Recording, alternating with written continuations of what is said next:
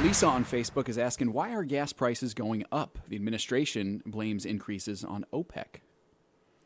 Yeah, and that's kind of comical, Lisa. It's funny. You know, the administration is blaming increases on OPEC. So if you're blaming increases on OPEC, why would you go to OPEC and ask them for help and go to Russia and ask them for help? Why would you do that? Well, OPEC is going to give us, if they gave us help, they're not going to cut their prices. Now, if you were asking this question, if I were in the press and I was asking the administration this question, which could never happen because they never take questions, but if they did, and I was asking the question, they would say something to the effect of that we're not asking OPEC for help. We're asking them to increase production. The point is, if you increase production, prices go down. But OPEC would have to be willing to increase production at a lower price and allow the price to go down, which they probably wouldn't do. Now, why would you do that instead of going to oil companies here in America? Before Biden, we were oil independent.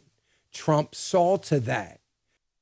He wouldn't have gone to our enemy of Russia or our quasi friend of Saudi Arabia and asked for help.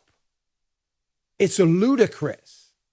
But he had to do it because the left would have gone crazy because they don't know that carbon is carbon is carbon. It doesn't matter where in the world it's going up. It doesn't matter. It's irrelevant.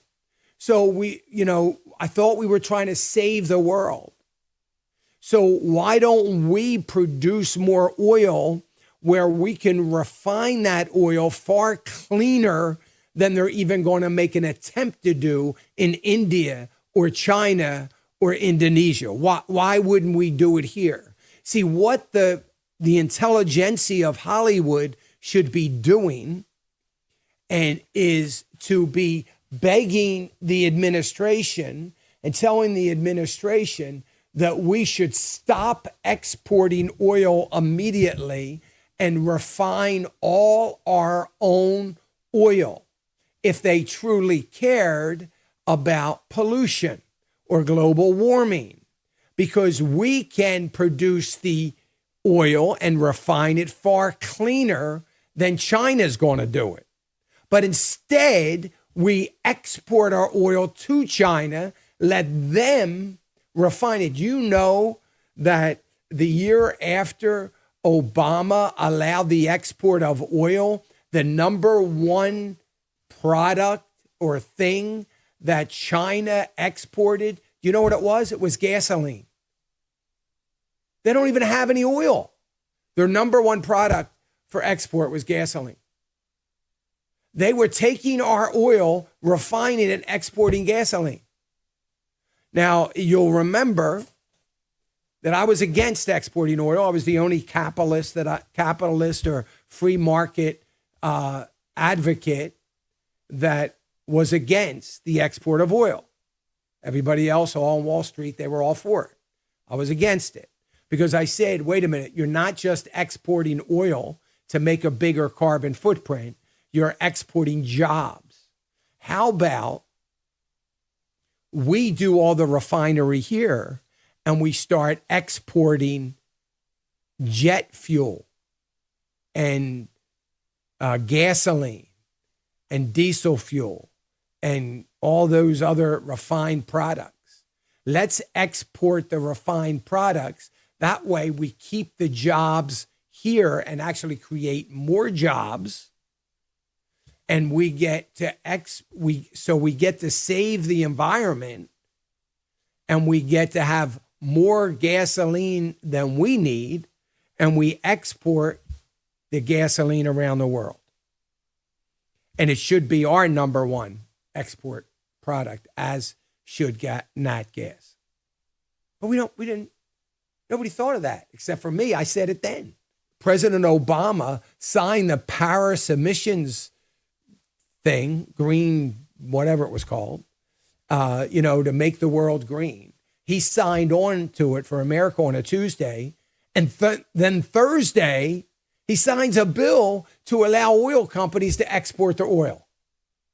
So he's signing a bill against carbon emissions, at the same time creating more carbon emissions by exporting crude oil to China and India and other places that are going to refine it far dirtier than we ever would. And I thought it was so ironic, and it drove me crazy. I talked about it. You got to remember this. If you listened to the program then back, I think it was 2013. If you were listening, you got to remember, because I was crazy about it for about 3 months because I was so mad that nobody else was saying it. That's what was happening. It's happening still, and it makes no sense. So we should be paying about $2, $1.80 a gallon for gasoline at best, somewhere in that neighborhood. That's what we should be paying, depending upon where we live and transportation costs and things like that. We have all the oil we need, all the nat gas in the world that we need. We have everything we need. We're totally oil independent. In the meantime, we can be using all those profits that we're making to continue on. I'm not saying stop the green energy push, but we're, 20 years away from that.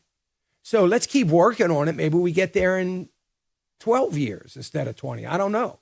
But I think we should push to that. I'm all for it. That's great. Renewable energy is a good thing.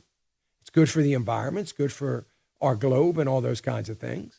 But we've got to still be smart about what it's going to cost us to get there. And we can't get there on the back of $4 a gallon gasoline. It's not right to do it.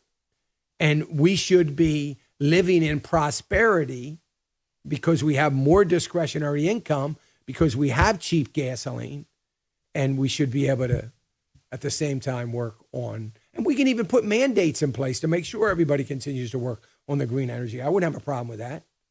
I just have a problem paying a lot of money for gasoline when we shouldn't. Hey, remember to click the subscribe button right here on the screen, and don't forget to hit the notification bell so you'll be notified when new content is added. And more importantly than anything, you don't want to miss all 3 live hours of Financial Issues every day from 9 to noon. And you can watch it on FISM.tv. That's FISM.tv.